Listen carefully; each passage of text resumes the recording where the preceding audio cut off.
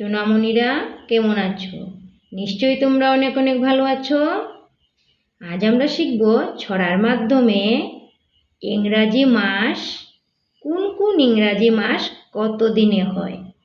তাহলে আমরা ছড়াটি পড়ে নেই। চলো।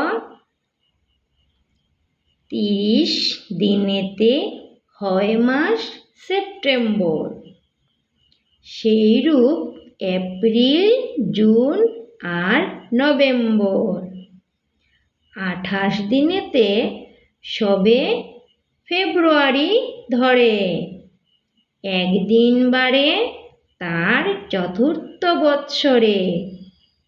লিপিয়ার বলে তারে রেখো বাই মনে, অবশিষ্ট মাস হয় 31 দিনে।